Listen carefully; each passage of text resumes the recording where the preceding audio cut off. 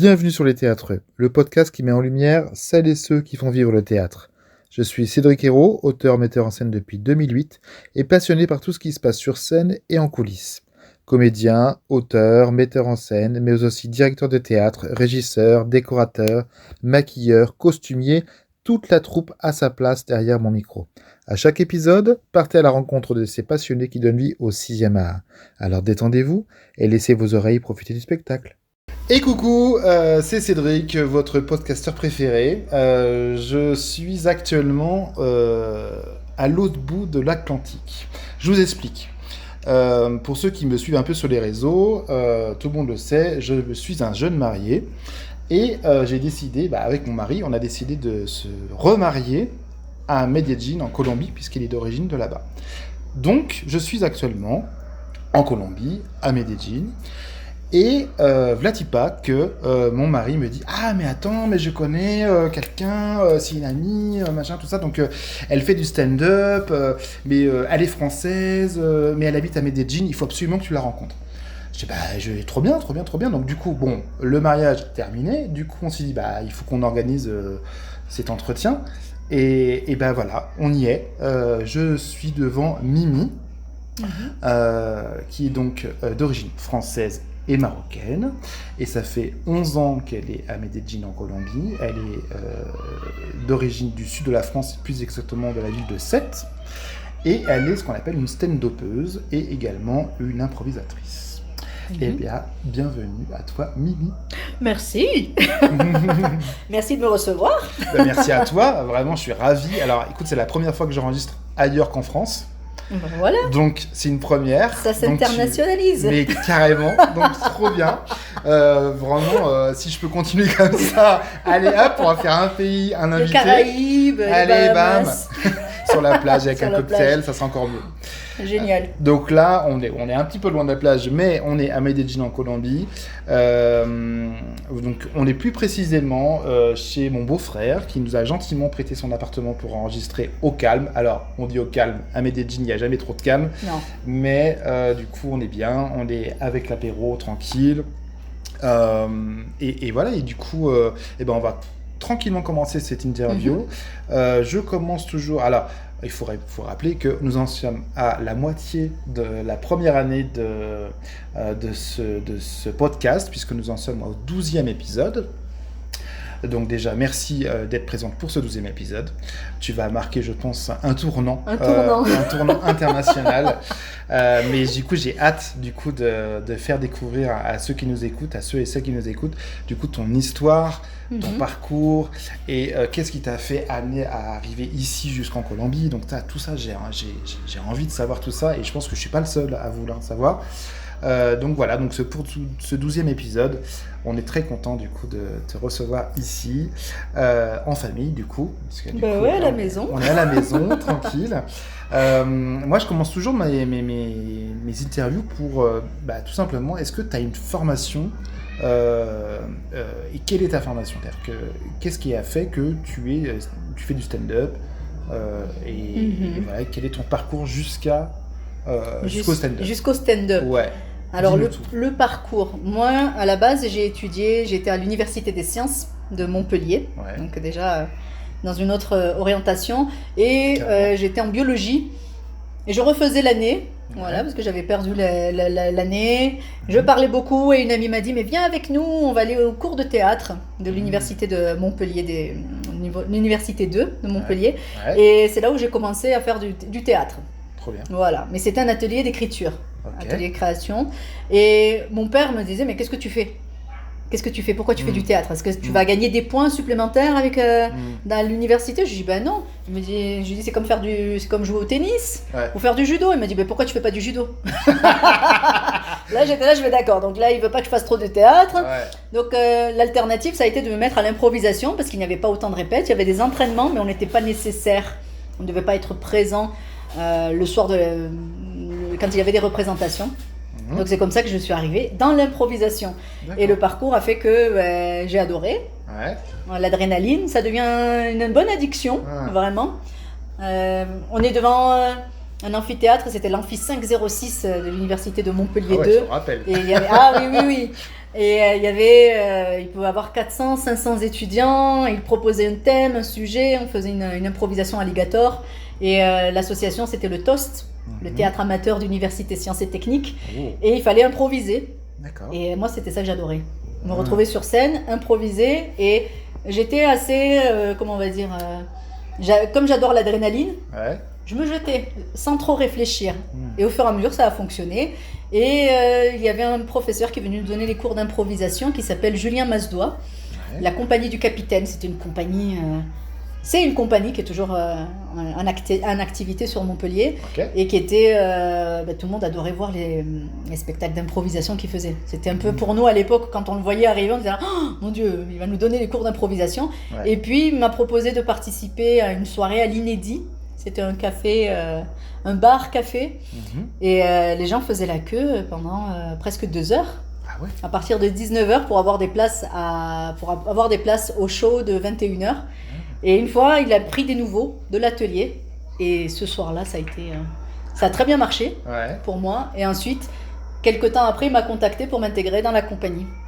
La compagnie du capitaine. Super. Et là, ça a été une superbe expérience. Parce que là, on apprend. J'ai pas eu une formation théâtrale. Je me suis formée... T'as pas fait des cours de théâtre avec un prof? Avec un prof dans une université. Non, c'était dans une association. Et j'ai appris avec les professeurs qu'on avait dans l'asso. C'était des anciens étudiants, etc. Et la compagnie du capitaine, ça a été, on a appris à travailler la mise en scène, on a appris à improviser, on a appris à écrire aussi des sketchs. J'étais pas la meilleure en écriture, mais au moins j'essaie d'apporter avec les idées, la mise en scène, etc. On a participé au Festival d'Avignon, 2 années d'affilée. Ça a été une superbe expérience. Et puis après, les choses ont fait que je me suis un petit peu éloignée, on m'a un peu éloignée. Donc... comme moi, je faisais ça de manière amateur aussi, même si c'était une compagnie professionnelle. Mais entre-temps, j'ai bifurqué des sciences à FLE, français langue étrangère.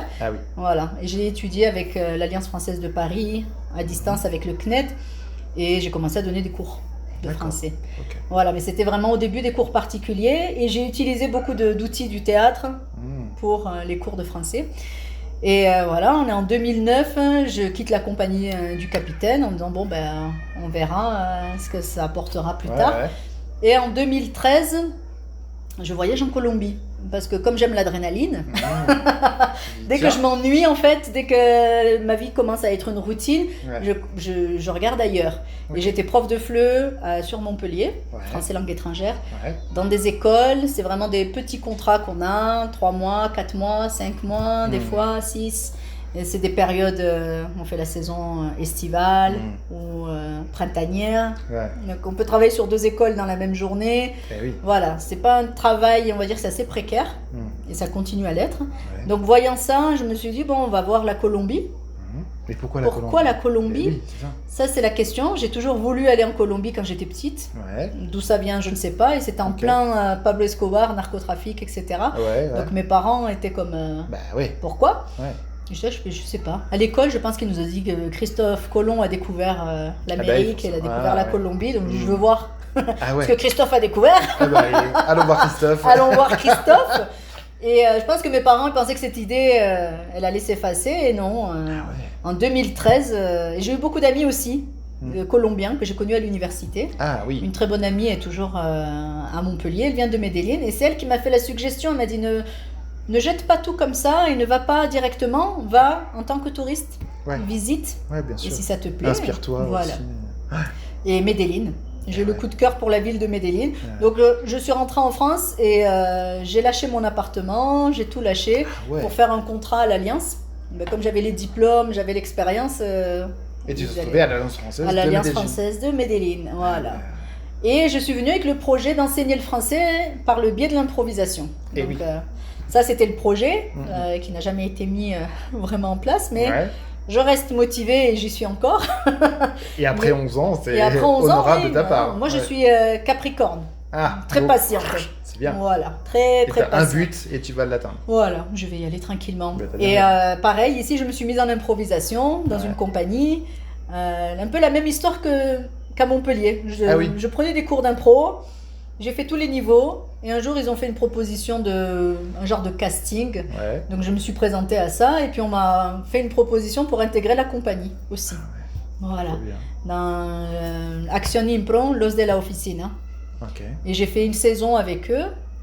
2 saisons. Et puis, bon, il y avait moins d'appels pour participer. Donc, je me suis dit, bon, vu que j'aime toujours être sur scène, on va trouver une alternative. Et c'est là où je me suis lancée le 31 janvier 2024. C'est la première fois où je me suis, comme on dit ici, parée. Ouais, c'est ça. je suis allée faire du stand-up dans une scène ouverte. Que j'ai contacté récent, sur 2024. En sachant que j'ai un parcours en impro depuis 2003 en France et 2016 ici, en passant par l'Alliance française où j'ai donné quelques cours de théâtre.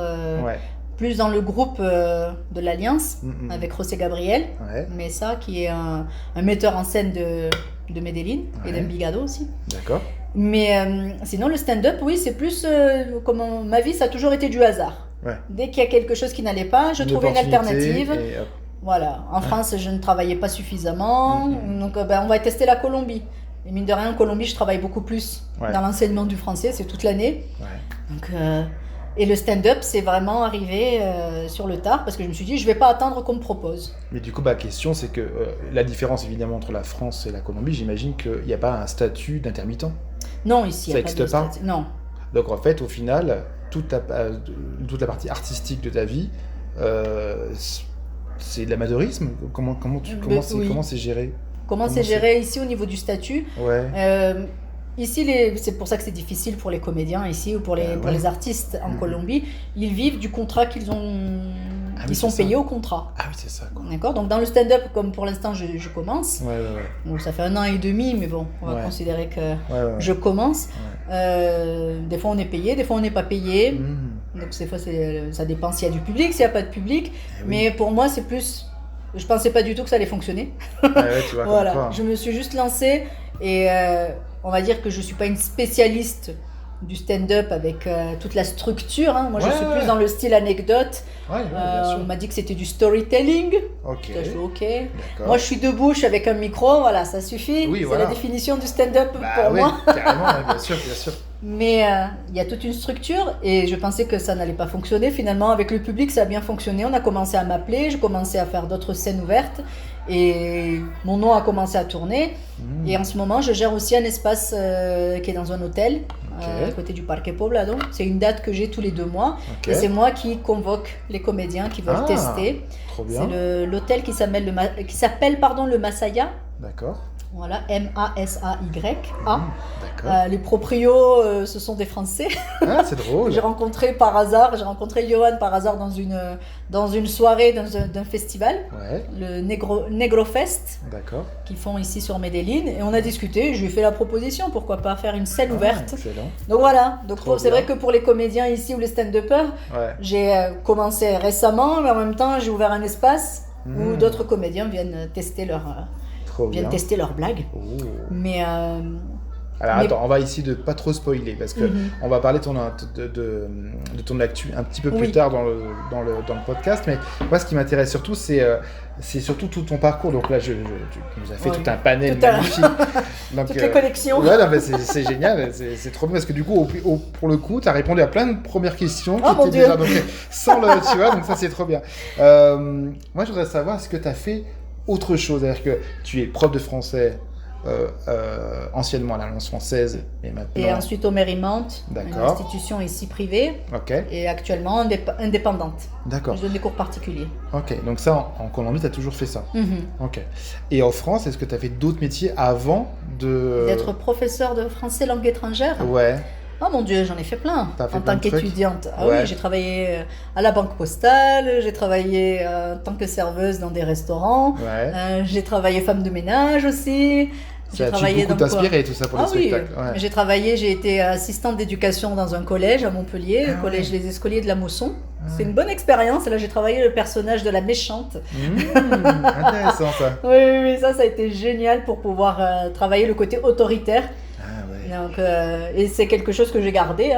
Je garde le côté autoritaire les personnes me disent que j'ai pas l'air très sympathique de prime abord. Je dis, tant mieux, comme ça, ceux qui ont peur s'éloignent et ceux qui veulent connaître un peu plus vont creuser. C'est intéressant, c'est cool. Et ici à Medellín, c'est assez amusant parce que les gens sont très souriants. Et moi, je ne suis pas très souriante quand on me connaît pas. D'accord. Donc on s'éloigne. Et ils disent, mais qu'est-ce qu'elle a cette colombienne? Parce que je fais très colombienne. Qu'est-ce qu'elle a cette colombienne? Elle est énervée. Alors que pas du tout. Je suis juste calme, avec un visage assez fermé. Ça change des sourires. Ici, c'est vrai. Donc, j'ai travaillé un peu dans tout. J'ai travaillé même dans un restaurant, dans la restauration, dans un hôpital psychiatrique à Montpellier. Ah ouais. J'ai distribué des flyers, j'ai donné des cours part. J'ai travaillé à la TAM aussi, le transport de Montpellier, dans le service social. Quand on est prof de français langue étrangère, il y a des périodes creuses, il n'y a pas de travail, donc il faut trouver. Là, bien sûr. Il faut trouver, il faut vivre. Et c'était très drôle parce qu'on regarde mon CV quand je marque toutes les expériences et je pense que j'en oublie parce que, à part la chirurgie, je pense que j'ai fait un peu de tout. On sait jamais, un jour. On sait jamais, si vous avez besoin de quoi que ce soit, je suis là. La meuf qui fait tout. Voilà, c'est un tutoriel YouTube, comment faire une intervention cardiaque, je pense que je pourrais la suivre. Parce que j'ai étudié aussi médecine, j'avais tenté le concours de médecine. Ah non, mais t'as tout fait dans ta vie. J'ai fait pas mal de choses. C'est génial. J'ai vendu de la lingerie, j'ai vendu du maquillage, j'ai vendu des chaussures. Et tout ça, c'est des personnages de... Voilà. De stand-up, quoi. Pas forcément de stand-up, mais des même personnages. des personnages que tu peux jouer, interpréter sur scène. C'est ça. Quoi. Et beaucoup d'inspiration, j'imagine. C'est-à-dire que là, si je commence à écrire les altercations que j'ai eues au collège, si je commence à écrire les histoires que j'ai eues à la TAM... Là, t'as un one-woman qui est... Non, là, je peux avoir pour je sais pas combien d'histoires à raconter. Écrit. Et oui. C'est pas écrit complet, c'est noté. C'est-à-dire que j'ai toutes mes petites... toutes les anecdotes sont notées. Mais c'est vrai que j'ai eu on va imaginer que j'ai eu plusieurs vies. Parce que j'ai grandi à Sète, mais à Sète dans un quartier populaire, l'île de Thau. Donc ça aussi, c'est toute une aventure. J'ai étudié le latin aussi, pour pouvoir être dans un collège... pour ne pas être dans le lycée du quartier, je me suis retrouvée à étudier le latin pour être au lycée Paul Valéry, qui était le lycée de la ville, et c'était le seul qui proposait le latin, donc il fallait faire le latin au collège pour aller au lycée Paul Valéry. Donc j'ai fait 3 ans de latin, Rosae, Rosarum, Rosis, si je me rappelle bien. La fameuse déclinaison avec l'accusatif. C'était drôle, c'était folklorique, mais voilà, j'ai pas étudié ça, mais c'est vrai que quand je commence à regarder, j'ai touché un petit peu à tout. J'adore cuisiner aussi. Même ici, j'ai pas monté une entreprise officielle, parce qu'ici à Medellín, il y a plein de choses informelles. Mais pendant que je travaillais au collège, je faisais des biscuits. Voilà, j'avais testé une fois, j'avais fait des biscuits et une professeure a goûté, m'a dit mais c'est génial. Combien ça coûte? Je sais pas. Donc j'ai mis un prix, j'ai calculé un prix, puis tous les professeurs ont commencé à acheter. J'ai fait une page Instagram où j'avais fait quelques biscuits. C'est génial. Des biscuits, des recettes traditionnelles françaises et des recettes marocaines aussi. Donc c'était très drôle. Parce qu'ici, il n'y a pas autant de diversité au niveau pâtisserie, d'accord? Et pâtisserie marocaine ou orientale, on n'en trouve pas. Moi, j'en ai jamais vu. Voilà. Donc c'était très drôle. Déjà, les pâtisseries françaises, c'est très compliqué. Voilà. Enfin, les bonnes. Oui, qui est le goût, quoi, l'original. Mais c'est ça. Et à chaque fois que j'ai une curiosité pour quelque chose, je m'intéresse, je développe. Si ça développe pas, c'est pas grave. Si ça se développe, on y va. C'est comme le stand-up. J'ai testé une fois, ça a fonctionné. Puis maintenant, ça fait 1 an et demi. Mais on arrive à un moment où on se dit mais qu'est-ce que je vais faire? Qu'est-ce que je vais faire de plus? Est-ce qu'il faut créer un spectacle maintenant? Mais mon idée à la base, ça a été toujours de l'amusement. C'est plus du plaisir. Je vais faire l'improvisation. J'ai commencé par le plaisir ou par dépit, parce que je ne pouvais pas participer aux répètes. Voilà, donc improvisation. En fait, c'est juste la porte elle est fermée, j'ouvre la fenêtre. Et j'ai toujours fonctionné comme ça. Si en France j'ai pas de travail, qu'est-ce que j'ai fait? J'ai pris un avion, je suis venue à 10 000 km et puis ça a fonctionné. Ça fait 11 ans. Ma famille a démissionné et m'ont dit du moment que tu es contente et que ça se passe bien, mais c'est un concept de vie complètement différent. Je prévois pas à l'avance ce que je vais faire. J'ai des mini-projets et puis je dis je vais tester ça. C'est très cigale, quoi. C'est peut-être un problème. C'est 7. Je te comprends parce que je suis comme ça. C'est que moi, je suis complètement cigale et on sait pas ce qui va j'en connais un arriver. qui est beaucoup plus fourmi, mais c'est comme ça. Voilà. Moi, je trouve qu'il faut croquer la vie, il faut profiter. Il y a une opportunité, il faut y aller. C'est ça. Et il faut se lancer, il faut essayer. Et poser des questions. Exactement. Et pas dire ah là là, mais j'ai peur, machin. Non. Fais, tu vas voir, et tu te prends ton expérience, qu'elle soit bonne, mauvaise, etc.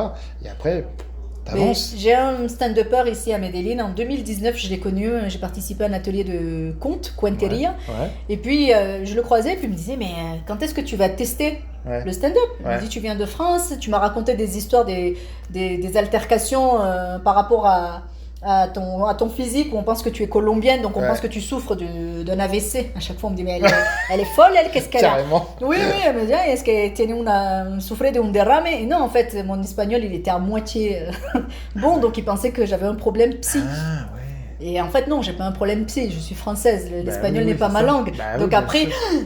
Et donc pour lui, il m'a dit, mais ça c'est assez drôle, ça tu pourrais l'utiliser, commencer à en parler, et mets-toi sur scène. Je lui dis, mais non, mais si ça marche pas. Au début c'était ça, il m'a dit, mais c'est pas grave. Il m'a dit, c'est pas une chirurgie. Non. Il m'a dit, s'ils rigolent pas, ils vont pas rigoler, au suivant, et c'est pas grave. Ouais, bien sûr. Mais ça a mis quand même 3-4 ans.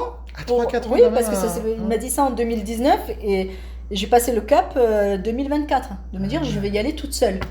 Et qu'est-ce qui a fait que mon beau-frère, qui était malade, qui avait un cancer, et je me suis dit, mais lui, il est pas bien, et puis il me motive aussi. Il me dit, moi je suis en bonne santé, et j'ai peur de quoi? Qu'est-ce qui va se passer? C'est ça. C'est ça en fait. Le petit détail, c'est de se dire, on a peur de quoi? Si on a le corps parfait, quand je dis le corps parfait, c'est le corps en bonne santé. Bien sûr.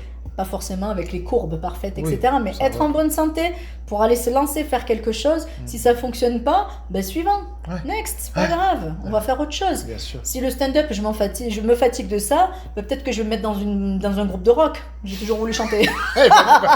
Pourquoi pas Du rock, du jazz, tu vois, je m'en fiche. Mais juste de dire, je l'ai fait. Et puis, de pas se bloquer aussi avec l'âge. Parce qu'il y a beaucoup de personnes qui veulent atteindre des objectifs magnifiques à 25 ans. Mais à 25 ans, on sait même pas où on va. Ça, c'est vrai. Déjà à la base.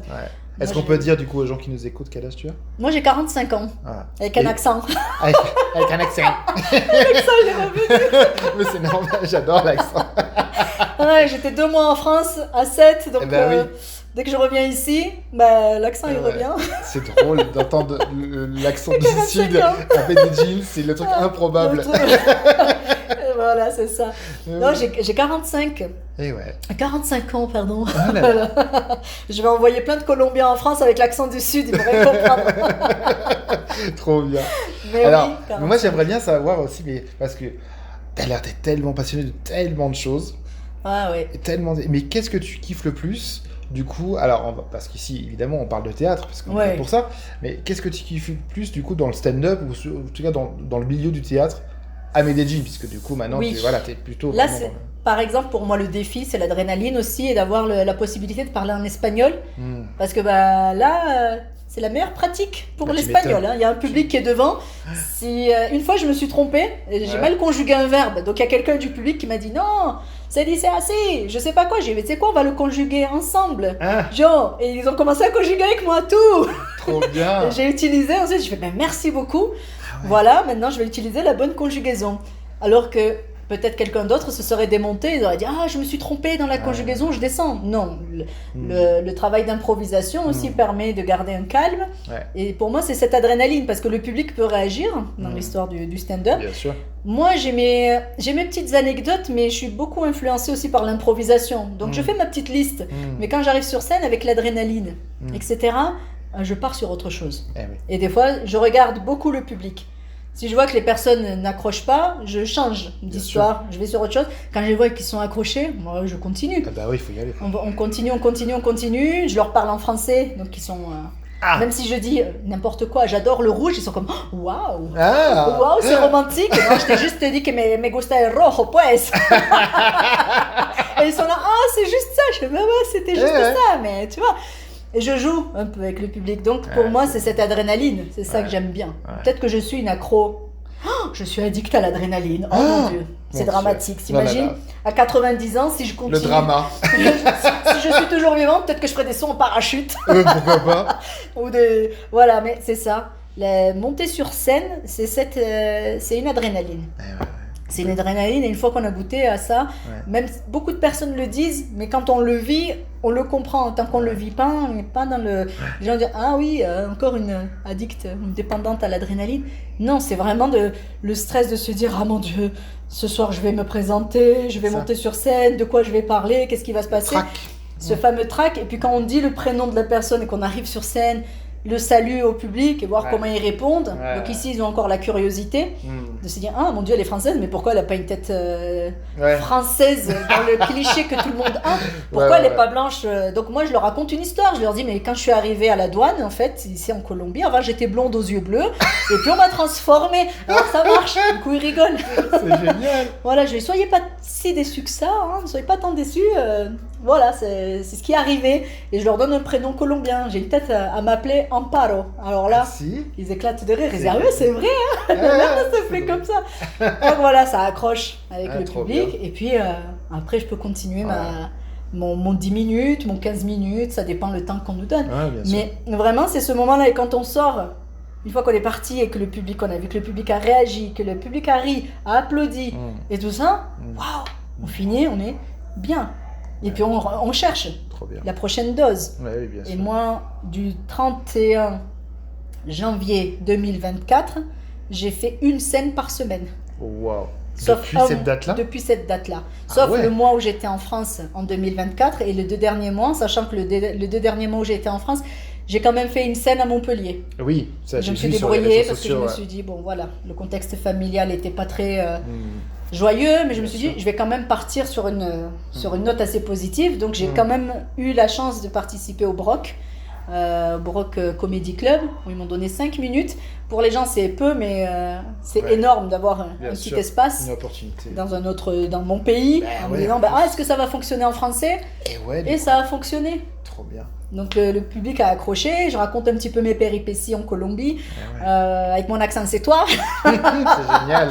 Et ça a fonctionné, ce n'était que 5 minutes, mais pour moi c'était juste me dire, ok, ça s'est coché, ça s'est fait, c'est-à-dire que si je veux venir faire des scènes ouvertes en France, j'ai le matériel, c'est possible, et les gens vont connecter. Et peut-être même les gens vont mieux connecter, parce qu'ils veulent connaître peut-être un peu plus sur la Colombie, peut-être plus sur mon histoire, mais qu'est-ce qu'elle fait cette femme à l'autre bout du monde?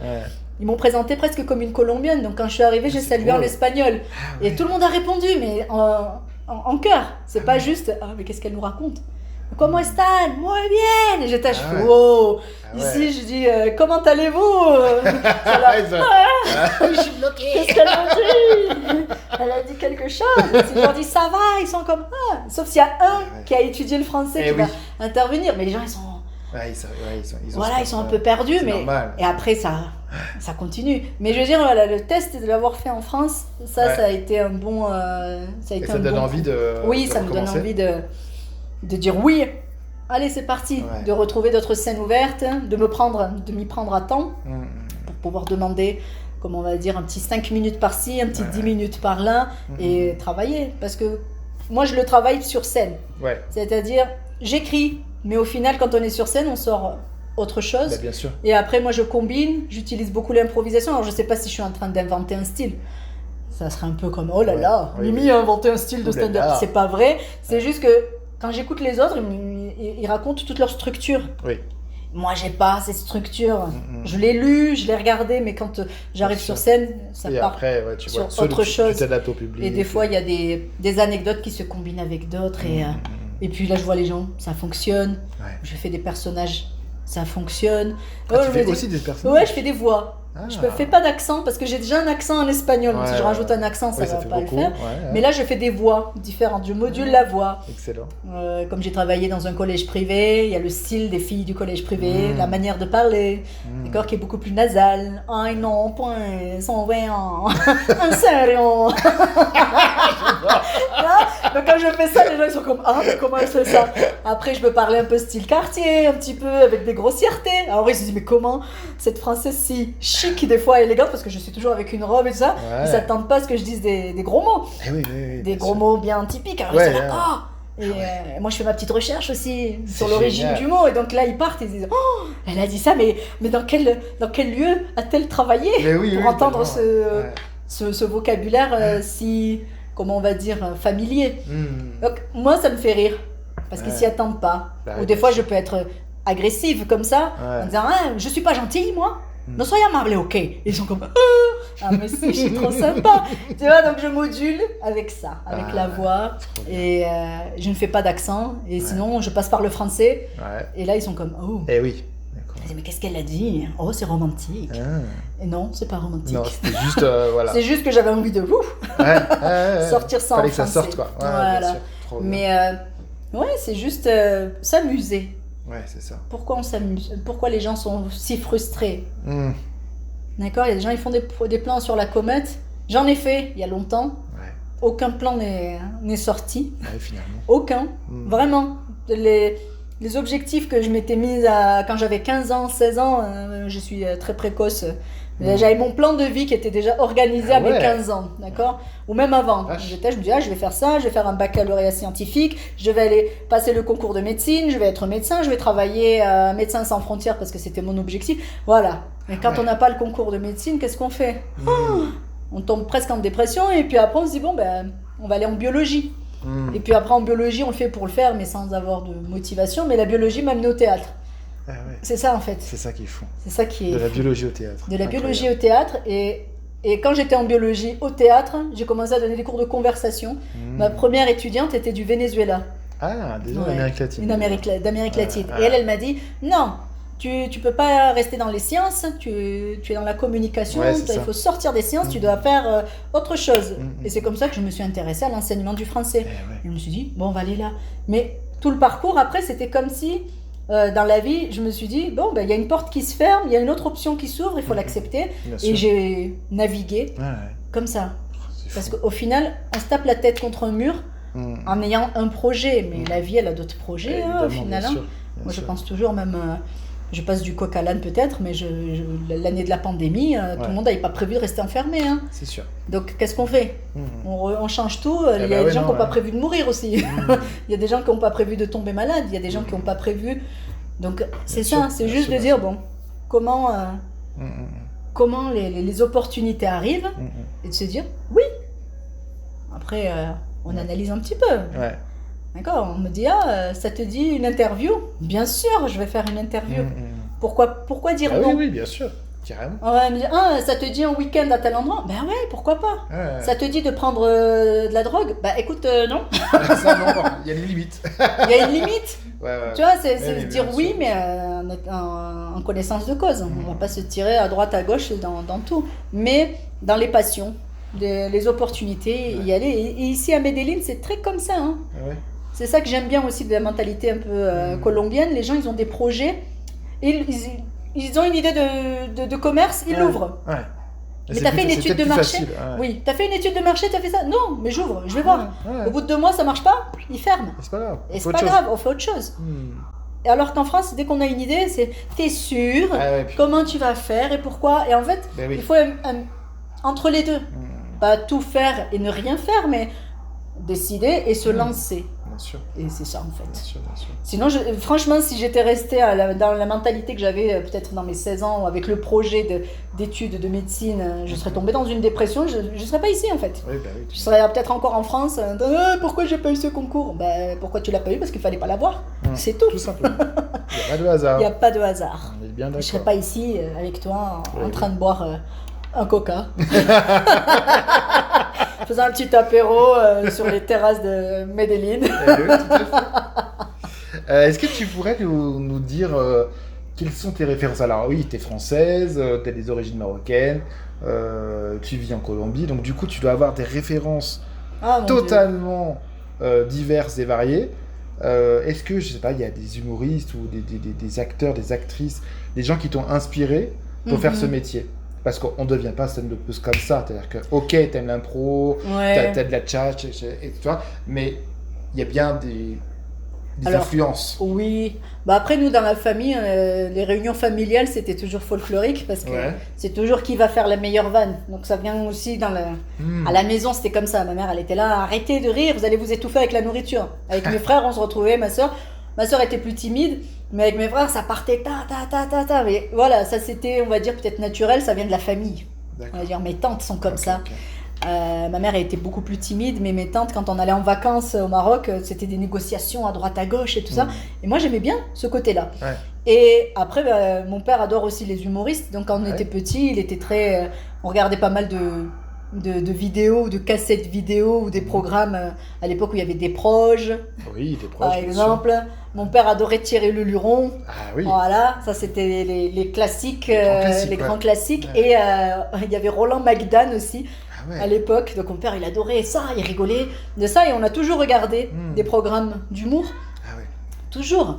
Après il y avait des humoristes marocains, donc quand on allait en vacances pendant l'été, le traditionnel voyage dès l'été pour aller au Maroc, la route du bled, quand on arrivait au bled, mes parents ils allaient acheter des cassettes vidéo d'humoristes. Ah ouais. Donc même je connais, c'était un Bzezo Baz, je crois. Ouais. C'était deux humoristes. Qui parlait un petit peu de tout ce qui se passait au Maroc aussi. Donc pour moi, ça me permettait d'écouter un peu des routines, des sketchs en arabe, d'accord. Et puis après en France, ça a toujours été. Mon père adorait les imitateurs, hein, et puis bien sûr, la génération de Jamel Debbouze, Gad Elmaleh, Florence Foresti. Ça c'est on va dire les classiques. Ouais. Les plus actuels pour moi, celles que je suis peut-être le plus, c'est Haroun aussi. J'aime bien Haroun. Très bien. Chez les femmes, j'aime bien Tania Dutel. Oui. J'aime bien. Ouais, j'aime beaucoup. C'est pas le côté, on va dire, c'est pas juste le côté féministe, mais c'est le côté en tant que femme de parler de sujets qui n'ont pas à être tabous, tout simplement. C'est vrai. Parce qu'on dit, si c'est une femme qui dit ça, c'est vulgaire. Si c'est un homme, c'est cool. Ben non. C'est des situations que les femmes vivent. Si les hommes n'arrivent pas à comprendre, tant pis. S'ils veulent comprendre, qu'ils écoutent. Parce que nous, on ne sait pas ce que vivent les hommes. Mais on en rit aussi. Bien donc sûr. Il faut réussir à rire de tout ça. Mais oui, dans les humoristes, ça va être ces humoristes-là. Et j'aime pas mal aussi l'américaine Iliza Shlesinger. Oula, je ne les connais pas. C'est une humoriste femme qui est très forte. J'aime beaucoup. Trevor Noah aussi. J'aime bien aussi dans les parties, on va dire, anglophones. J'aime bien ce style-là. Les luthiers, les fameux luthiers, c'était des humoristes et c'était des luthiers. Et c'est beaucoup d'humour de gestes. Ah, ok. Je crois que je sais pas s'ils sont argentins, je veux pas me tromper, mais ils sont d'Amérique latine. Ah. Et c'est 3 hommes qui ont un violon, une contrebasse. Et ils jouent de la musique et ils font des sketchs en même temps. Et c'est assez visuel, il y a certaines choses en espagnol, ils font des tournées. Et ils sont passés par Medellín, mais j'ai pas eu la chance d'y aller parce que c'était très cher quand même. C'était assez cher ici. Ils sont très connus du coup. Très connus, les luthiers. Et dans le coup, maintenant tu es en Colombie, est-ce que il y a des influences de comiques colombiens ou...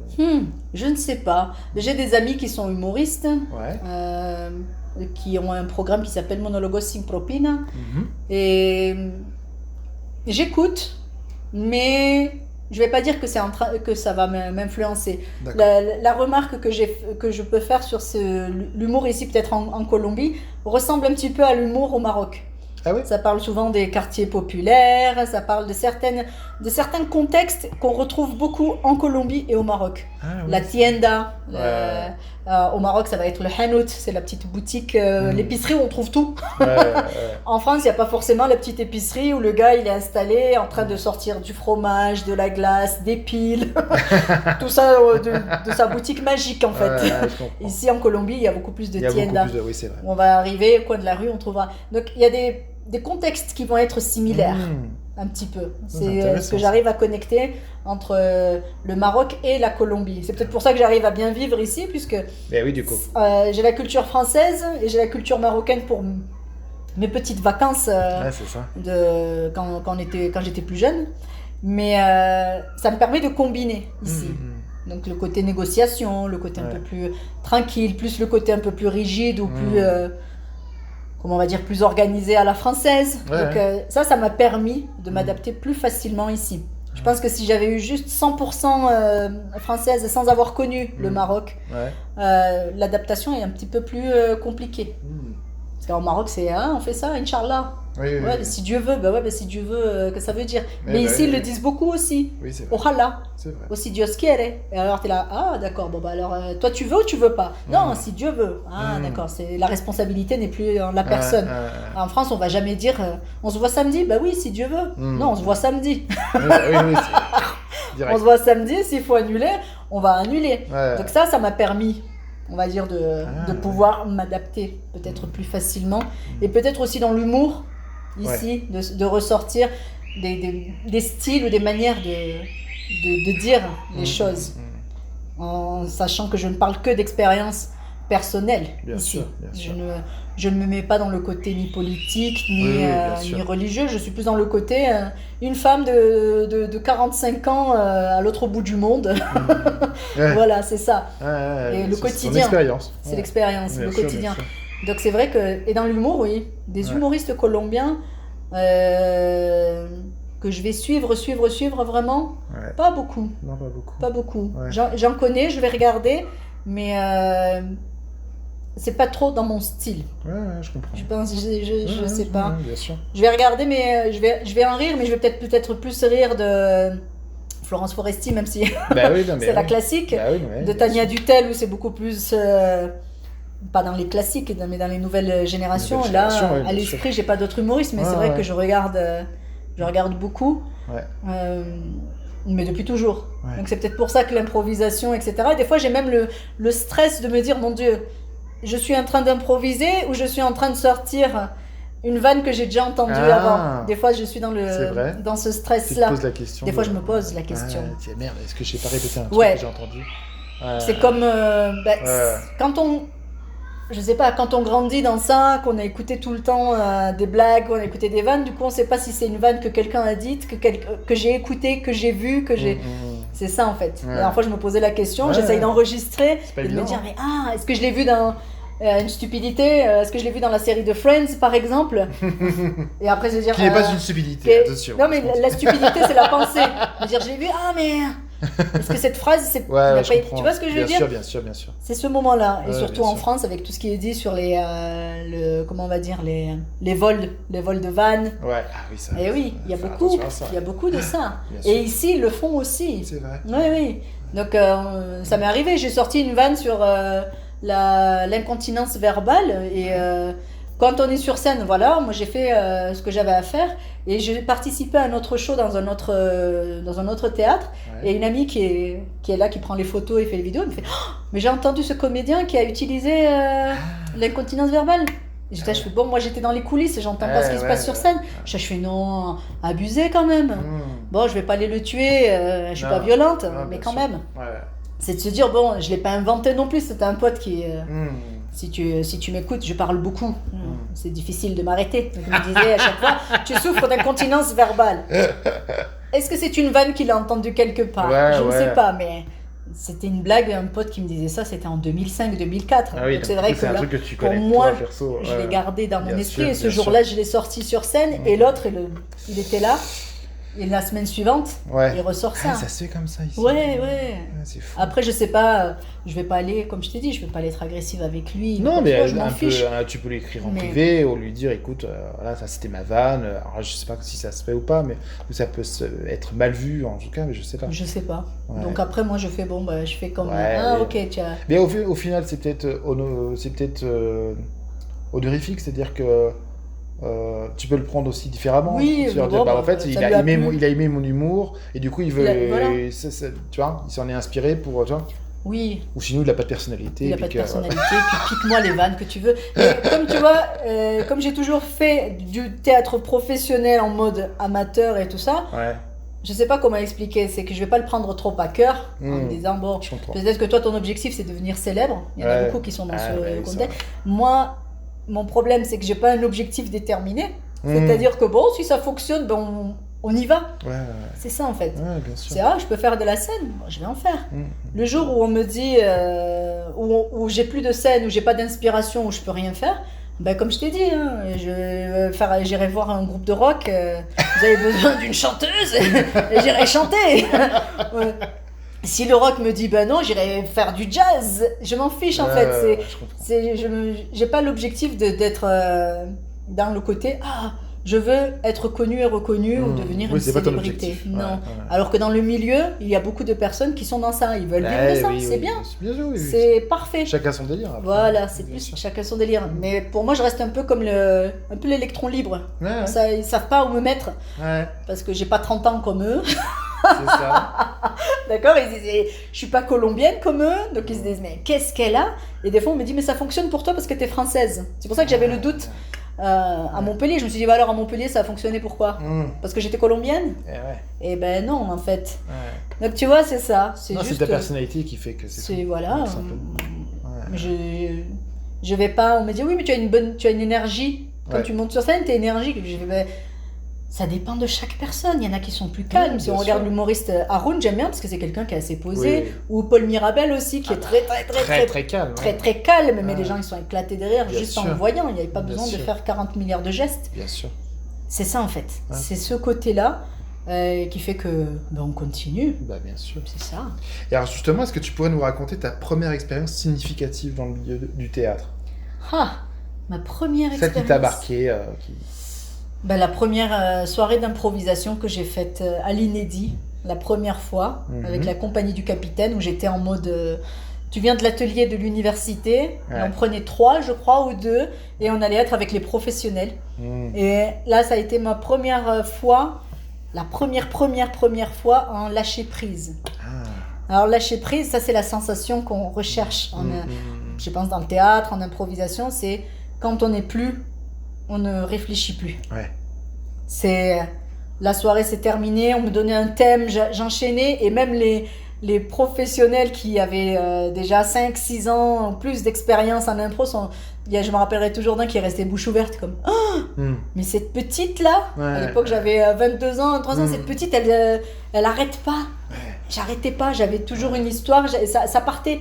Et j'étais pas dans les timides cachés, et quand ça a terminé, que le public a applaudi et tout ça, et que j'ai terminé, j'avais envie de pleurer. Mais pas de... C'était de pleurer de bonheur, c'est de se dire, mon Dieu, mais c'est quoi cette sensation? Est-ce que tu dirais que c'est pas le projet, mais en tout cas l'expérience qui t'a le plus marqué, ou où il y a vraiment une expérience en partie, une autre expérience qui t'a encore plus marqué que... Parce que ça, c'était la première fois. Mais est-ce qu'il y a un projet ou une scène qui t'a marqué plus que les autres? Pareil, une scène avec France, en Colombie, à Montpellier, pareil, aussi, avec deux amis d'impro. Et on s'est retrouvés les 3 pour une soirée. C'était au théâtre Gérard Philippe à Montpellier. Et la compagnie avait 3-4 dates. On remplaçait une compagnie qui n'a pas pu venir. Et donc c'était ouvert, c'est-à-dire que le directeur de compagnie a dit, il y a une personne qui est fixe, et ceux qui veulent venir jouer, vous venez. Et voilà, il y avait une billetterie, c'était pas, je crois que c'était 2 € l'entrée.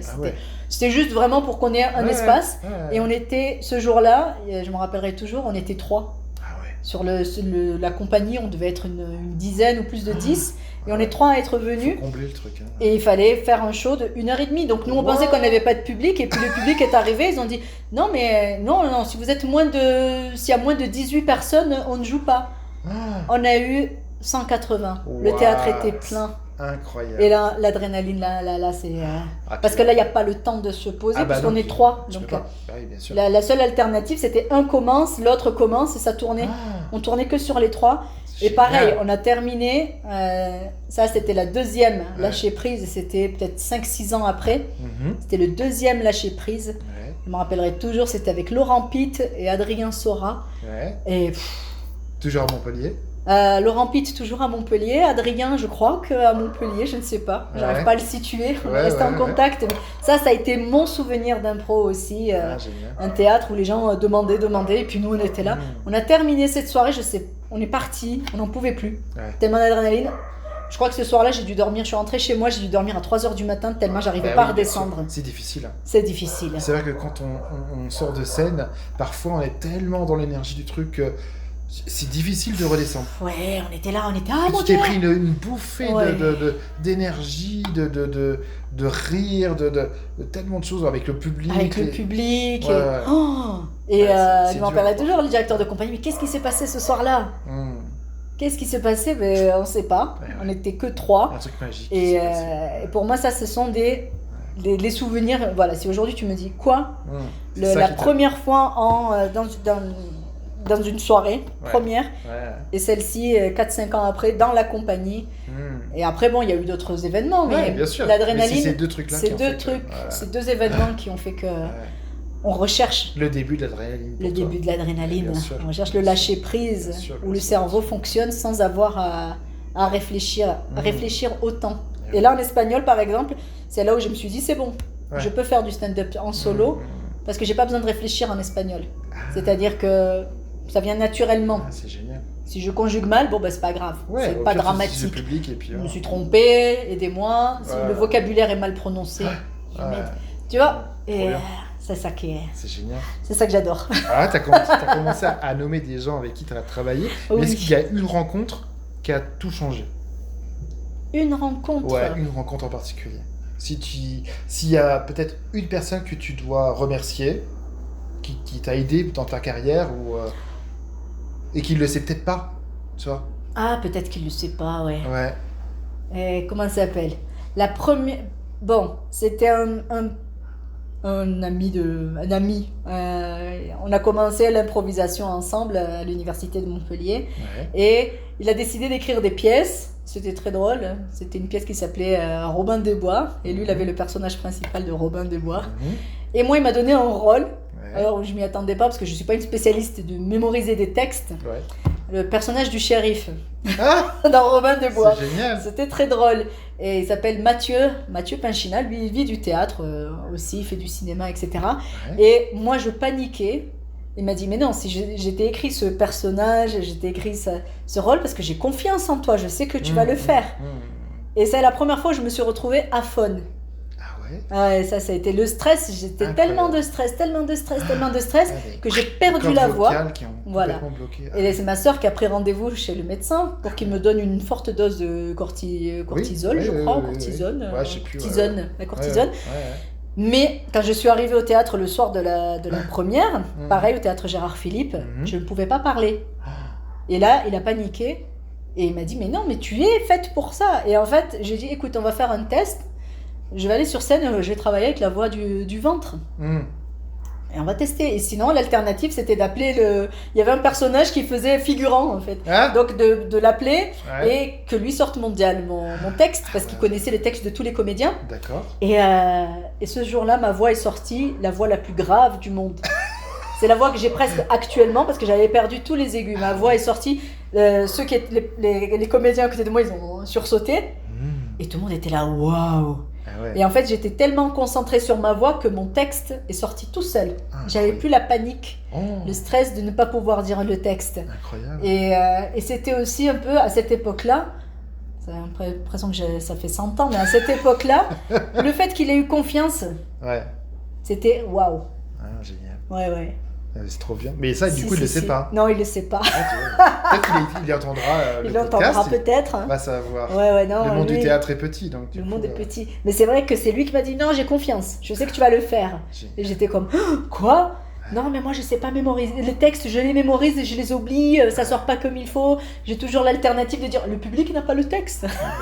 Exactement. Si le public n'a pas le texte, je peux faire ce que je veux. Exactement. Mais lui il m'a dit non, tu vas sortir le texte, tu vas voir, tout va bien fonctionner. Et ça a marché. Et ça a marché. Incroyable. Ça a marché. Incroyable. Ouais.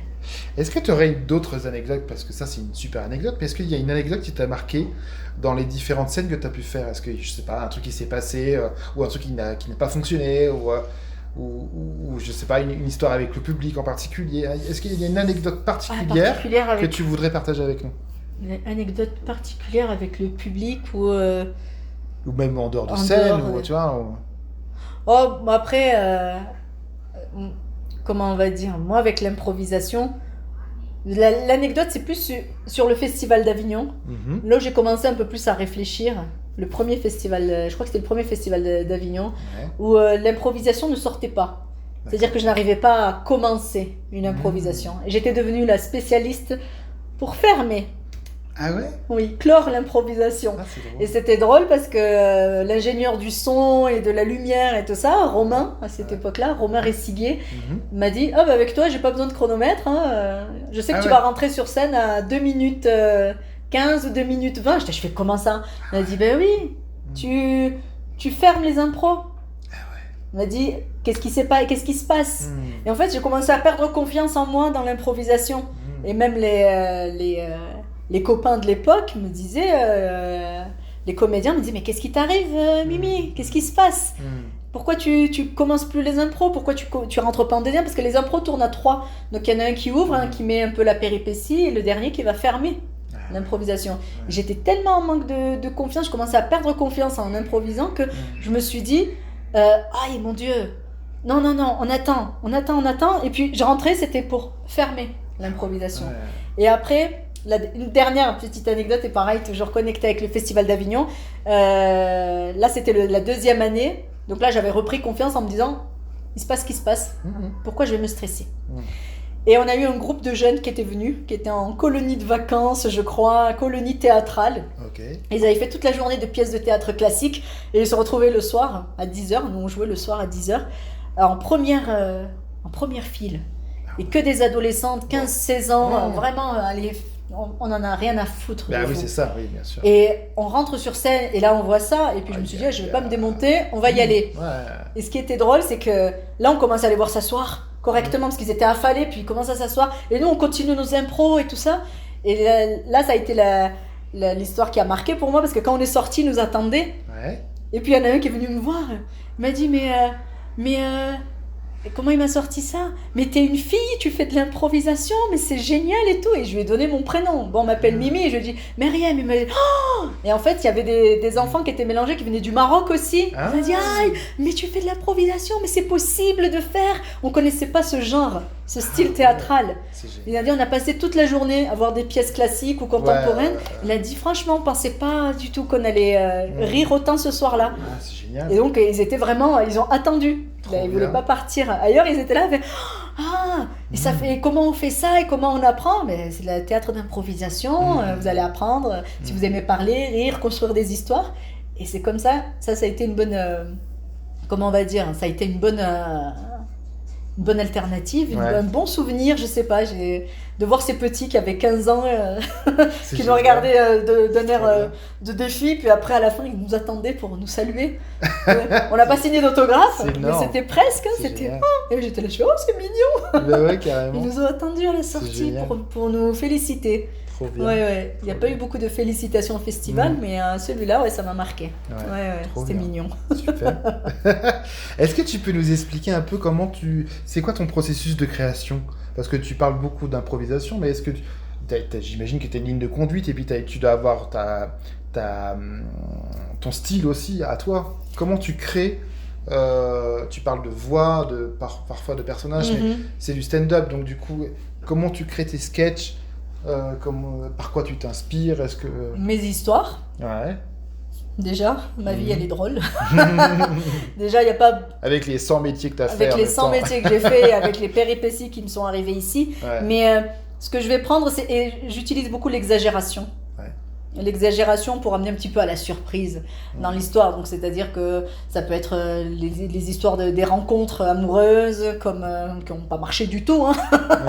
Mais j'essaie de leur rajouter une exagération qui correspond bien ici à la Colombie. Ça fonctionne très bien parce qu'ils s'attendent. C'est l'humour aussi. Ils s'attendent à une réponse et ils arrivent à autre chose.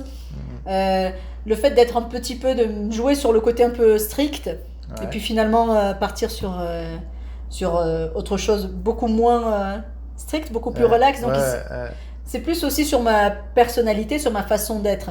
Et dans les voix, je vais adapter. Des fois, il y a des voix qui sont sorties en impro. Et je m'en suis même pas rendu compte. C'est juste que j'ai vu les personnes ont réagi et j'étais comme, ça fonctionne ça. Mais vraiment, déjà moi quand je parle, je module beaucoup ma voix. Ouais. Je fais beaucoup de bruitage. Ah, j'adore. En général. Et donc les gens, ils s'y attendent pas. Mais oui, Tu bien vois, sûr. quand il y a quelqu'un, il y a un couple. C'est ta patte un peu. En fait. Voilà, il y a C'est un peu ta couple. patte. Vous êtes ensemble. Le gars me dit oui, je suis mariée. Mais il n'y a pas de problème. Moi, je suis pas jalouse, je peux partager. Du coup, oh mon Dieu, mais qu'est-ce que c'est? Et ça sort normalement, quoi. Ah ouais, c'est Dans génial. mes conversations, dans le quotidien, avec les amis proches. Bien. Ouais. Et après, sur scène, des fois, c'est pas répliquer, c'est l'exagérer et le placer. Que ça soit bien placé pour changer un petit peu, parce qu'ils s'y attendent pas. Ouais. Donc, Et tu vois la différence du coup de réaction entre la France et la Colombie? Oui. Non, mais les histoires que j'ai racontées, en fait, comme ici, ce sont l'anecdote que j'ai racontée, par exemple, celle de la coca.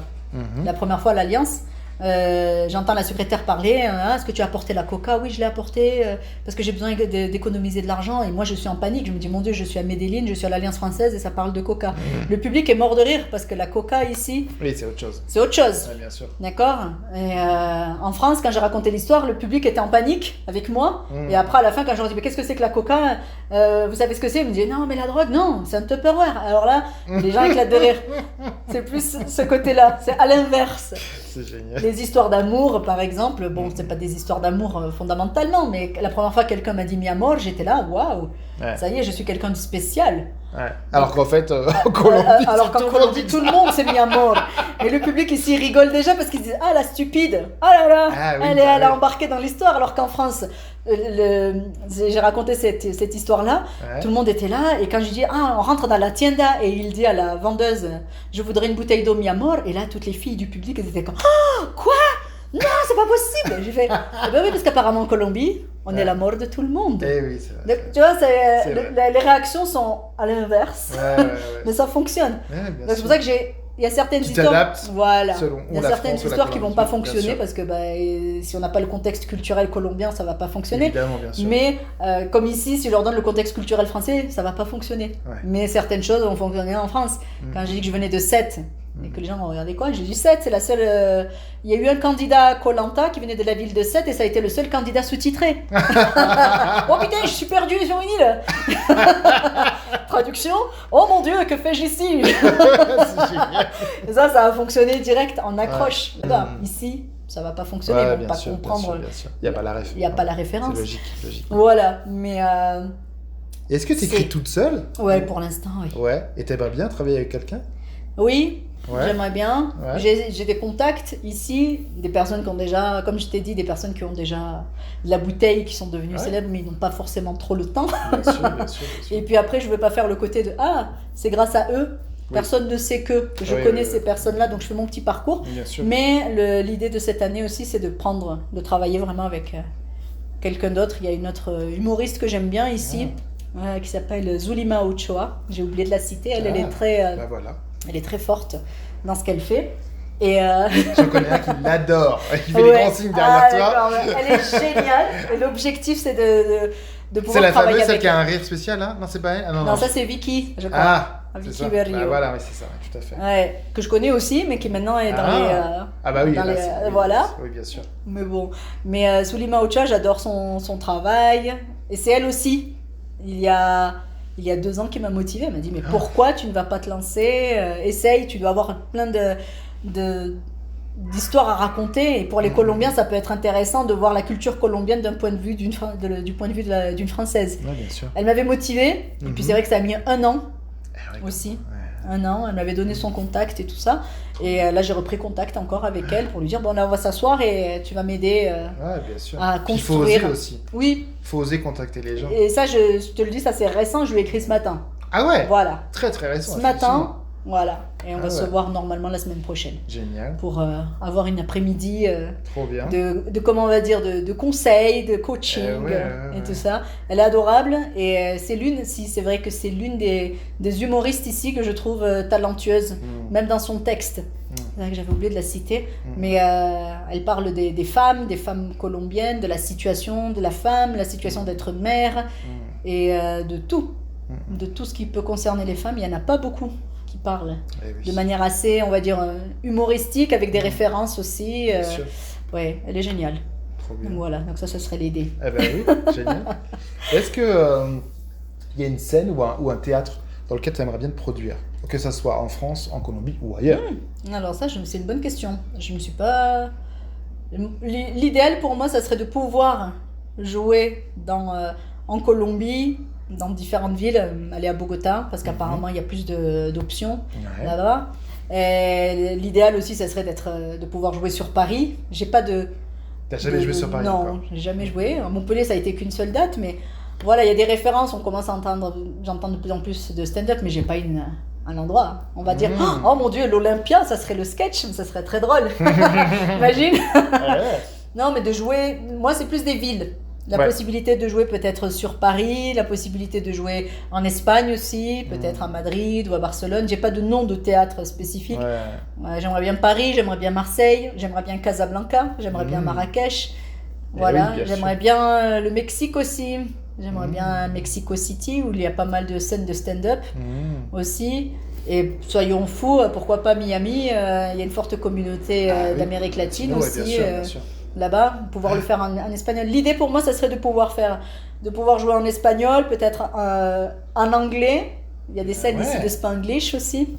En français et en arabe. Eh ben, carrément. Ça serait en arabe international. C'est génial. De s'ouvrir les possibilités, de se dire, bon, bah, si ça ne fonctionne pas ici, peut-être que là, peut-être qu'ici, peut-être que partout. Après, moi, je te donnerai mes contacts, mais j'ai des contacts à Paris, évidemment. Ah, ben super, ça serait génial, ça. Évidemment, bien sûr. Je connais une scène ouverte qui est très, très bien et qui cherche très souvent des comédiens, des nouveaux humoristes. Ah, ça serait le top. Ça serait le top. Après, comme je t'ai dit, moi, j'ai pas de scène en particulier. Moi, c'est vraiment non, mais au moins d'être dans un endroit, voilà, de voir et de toucher le public ailleurs, quoi. C'est ça. Évidemment, bien sûr. Ça, c'est un des objectifs aussi. À court terme. À long terme, une tournée internationale, un Oscar, Broadway, je ne sais pas. Évidemment. Bien sûr. On a aussi des contacts. Récemment. Pour les Oscars? Non, pas pour les Oscars, malheureusement, mais pour Broadway, récemment, on a ça serait trop drôle, t'imagines. J'arrive à Broadway, mais alors là, c'est Montréal aussi, ça serait génial de pouvoir faire Montréal. Bien sûr. De tester. Même si il faut que je développe mon accent québécois, mais je l'ai un petit peu. Ils vont se foutre de ma gueule, ils vont me dire qu'est-ce que c'est. Mais c'est vrai, voilà. Pour moi, ça serait dans un projet à court terme de pouvoir le faire dans différents pays. Génial. Économiser de l'argent pour avoir suffisamment d'argent pour me déplacer, mais d'essayer de faire une scène peut-être ouverte, découvrir et voir qu'est-ce qui va se passer parce que T'as jamais pensé à la vidéo parce que je te découvre et tu vois, t'es un personnage quoi. Tu devrais te filmer et utiliser les réseaux. Ce qu'on m'a dit aussi. Ça marche énormément ce genre de. Mais je suis très mauvaise. C'est pas que très mauvaise, c'est du moment où je dois m'installer, y penser et le faire. Ah ouais. Tu vois, c'est là où tellement dans l'impro que. C'est ça. C'est si après, je me dis. ton téléphone, l'impro et hop. Mais c'est ça. Mais le fait juste de me dire, je vais être devant la caméra. Tu peux pas imaginer combien de fois on me dit il faut faire une vidéo de promotion pour telle scène ouverte. Ah bah oui, bien sûr. D'accord. Et du coup, on essaye de le faire, mais j'ai pas le comment ça s'appelle. Je dois recommencer 4 ou 5 fois à chaque fois. Donc c'est là où ça devient problématique. C'est pas aussi spontané. Ouais, je comprends. Peut-être que je vais le tester. Bah, bien sûr. Il faudrait que je teste ça. Bien sûr. Une petite aparté, parce que du coup, j'ai ma belle famille qui vient de rentrer. On est presque à la fin de l'interview, donc je vais essayer de cibler un peu plus rapidement pour libérer l'espace qui nous a été gentiment prêté. Et puis après, on va manger aussi, c'est important. Ah ben oui. C'est important. Il ne faut pas oublier l'essentiel. Il ne faut pas oublier l'essentiel. Exactement. J'aimerais savoir, parce que tu fais du stand-up, de la scène ouverte, etc. Mais est-ce que l'appel du théâtre plus classique, entre guillemets, le fait d'apprendre un rôle, tu disais que toi, tu n'aimais pas forcément apprendre un texte par cœur, etc. Est-ce que c'est quelque chose qui t'intéresse? Est-ce que tu as envie d'essayer un jour? Ou est-ce que tu dis, ah non, c'est pas pour moi? Non, ça oui. J'aimerais essayer d'une manière différente. À l'époque, j'étais pas, on va dire, suffisamment mature pour... Je pouvais travailler un personnage, mais mon stress, c'était d'oublier le texte. C'était ça. Je pouvais le mémoriser. Mais au moment où il fallait faire la présentation, le soir de la présentation, c'était Qu'est-ce qui se passe? J'ai plus mon texte. Je l'ai perdu. Et c'était ça. Et pour me rassurer, je disais, oh, le public n'a pas le texte. C'est pas grave. Oui, c'est vrai. C'est vrai, mais en même temps, le comédien en face, il va attendre peut-être un mot pour pouvoir commencer. C'était ça aussi. Alors que l'improvisation, oui, la personne connaît. On a confiance. Bien sûr. C'est ce que je n'ai pas trouvé ici en improvisation. Je n'ai pas trouvé des personnes avec qui improviser en confiance comme en France. Oui. C'est différent ici, je sais pas. C'est une façon de faire. C'est une façon de faire, c'est peut-être du copinage. Hein. On était amis pour toute la vie. Oui, mais on n'a pas besoin d'être amis pour toute la vie pour faire de l'improvisation. Je sais juste que si je te dis Pim, tu vas me répondre Pam, ok, on est parti. Mais si je te dis Pim et tu me dis, mais qu'est-ce qui se passe? Alors là, ça va pas. Bien sûr. C'est ça. Mais le théâtre, oui, travailler un personnage, avoir un rôle, etc. Et justement, quel rôle? Quel rôle tu voudrais? Je sais pas, la malfaisante. Ça dépendra quel âge on me le propose. Je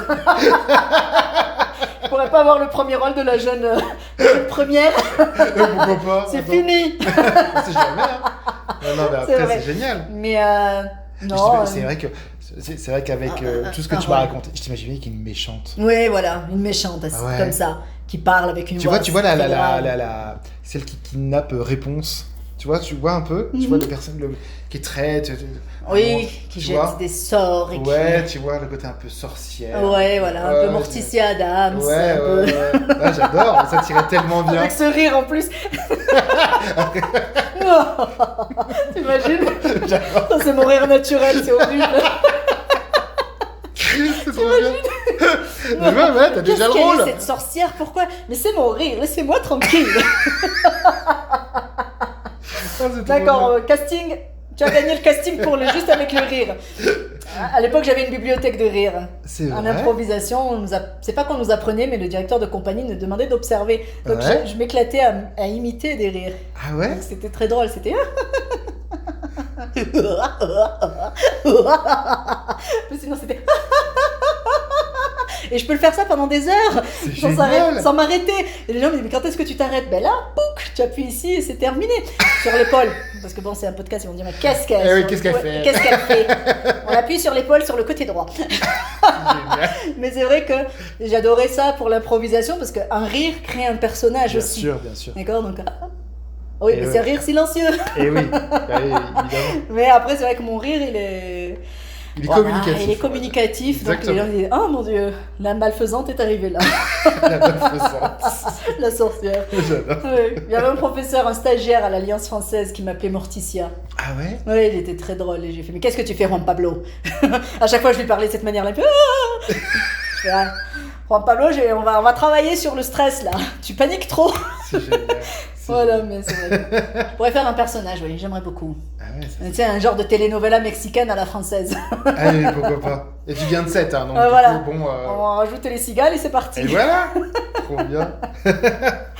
Est-ce que tu aurais un conseil à donner à quelqu'un qui voudrait faire ton métier du coup, faire du stand-up ou prof de français? Alors, bon, les deux si tu veux, mais là on est plus pour parler de théâtre. Mais ouais. Du coup, est-ce que tu aurais un conseil à donner? Le conseil, c'est on se lance.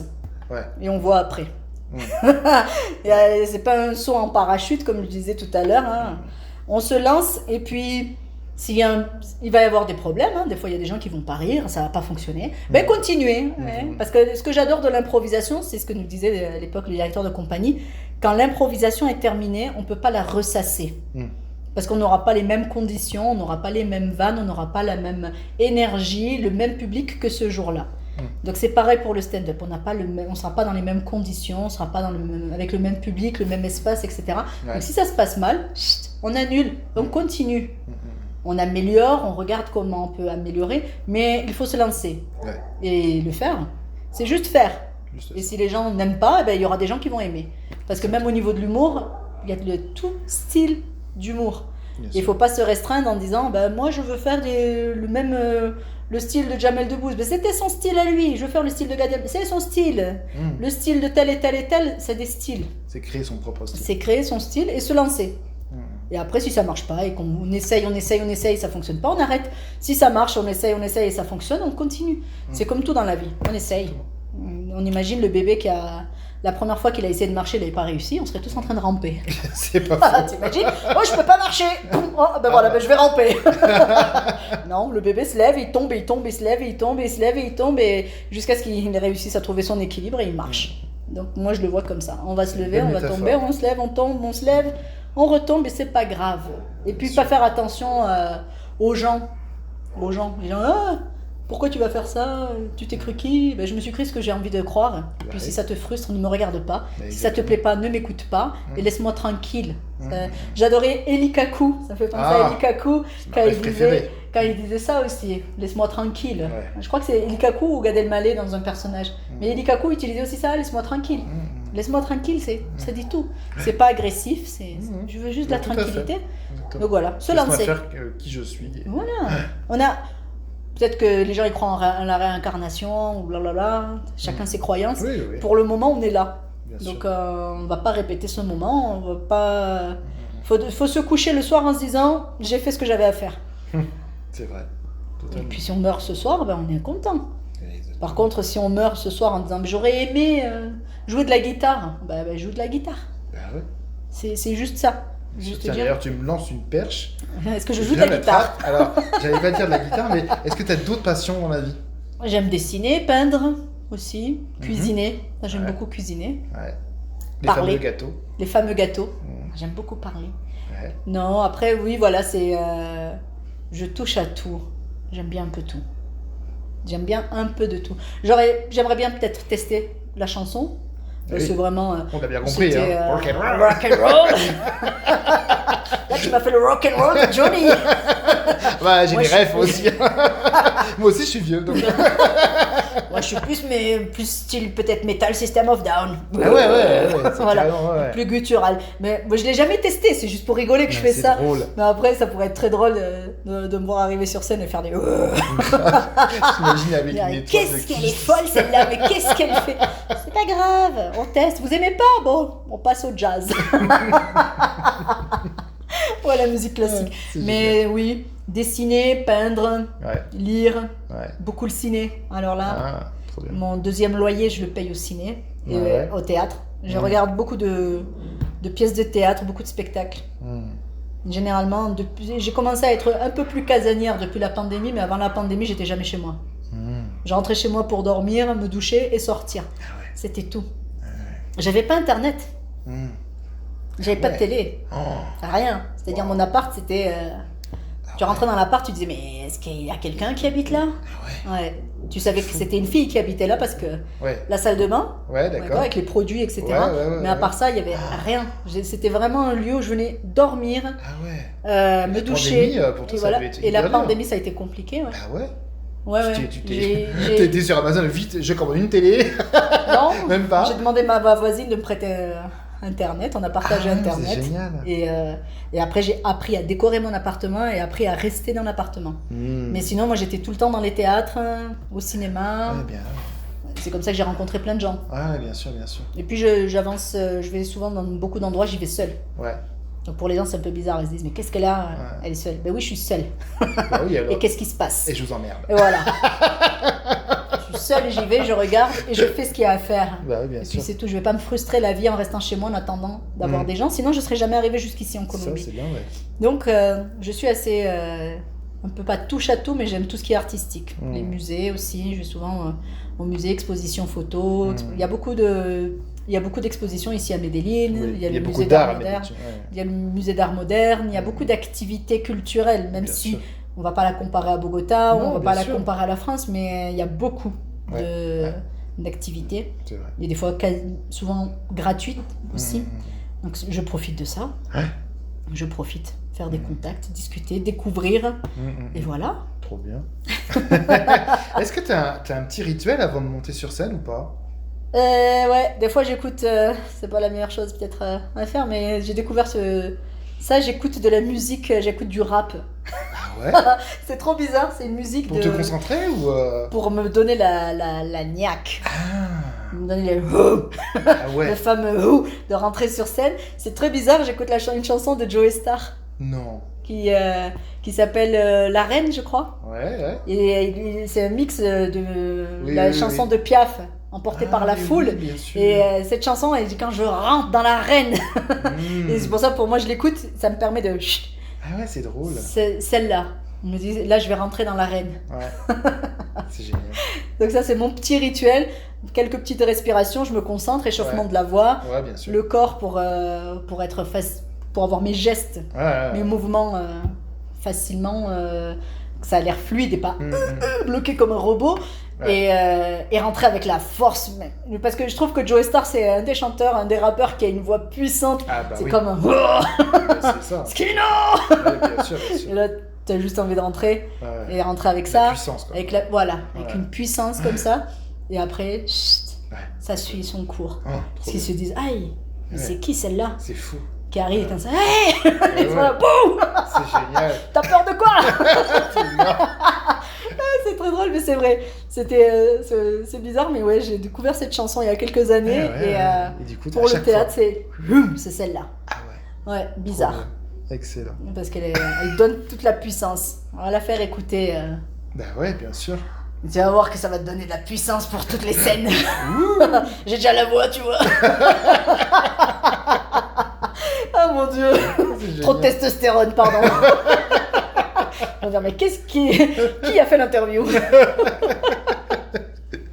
J'ai 12 personnes devant moi. Voilà, en fait, il y a 12 Mimi. C'est génial. Ça fait peur des fois. Alors, on arrive pratiquement à la toute fin de cette interview. Et justement, c'est le moment de nous raconter un peu ton actu. Où est-ce qu'on te retrouve? Alors, on sait que tu as un compte Instagram.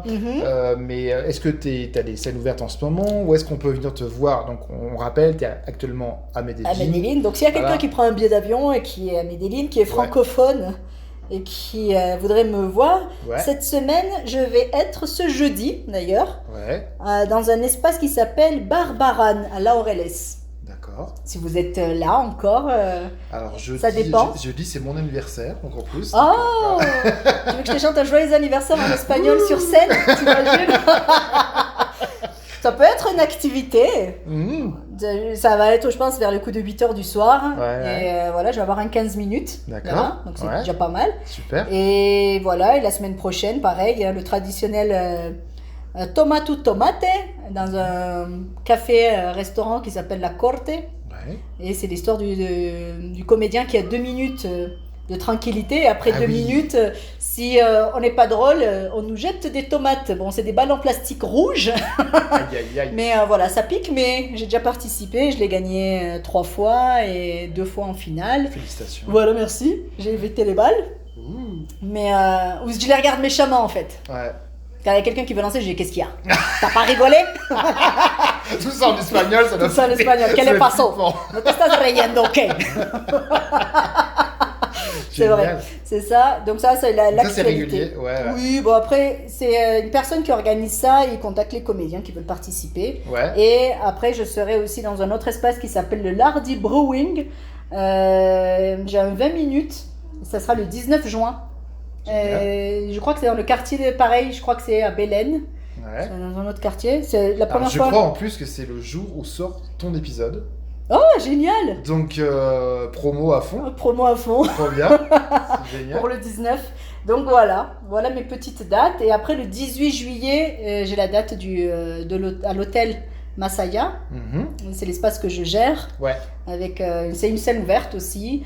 Et cette fois-ci, on va avoir comme host, maître de cérémonie, une comédienne, actrice, drag queen, Barbara Queen, qui va participer. Elle m'a donné la réponse aujourd'hui. Donc voilà. Elle m'a dit oui, je veux bien participer. Donc elle va être comme la présentatrice de la scène ouverte. J'essaye de faire une scène ouverte où différents types d'artistes puissent se rencontrer. Mais tu joues pas là, pour le coup. Si, je joue aussi. Ah, tu vas jouer aussi. Oui. Génial. Avant, j'étais juste la maîtresse de cérémonie. C'est ça. Voilà, je présentais les comédiens. Et puis je me suis dit à quel moment moi je vais jouer si je fais la promotion des autres et moi je teste pas du tout. Bien sûr. Donc là, j'ai commencé à contacter des amis. Génial. Pour être présentatrice de la soirée. Et aujourd'hui, la fameuse Barbara Queen m'a répondu. Excellent. Oui, je suis disponible. Et donc, ça va être une drague qui va présenter le show. Génial. Donc, ça va être génial. Trop bien. Pour les stand-uppers, ça va être la surprise pour certains. Ah bah ouais. D'accord. Et elle aussi, elle veut tester. Elle veut tester certaines petites routines dans la présentation. Génial. Et voilà.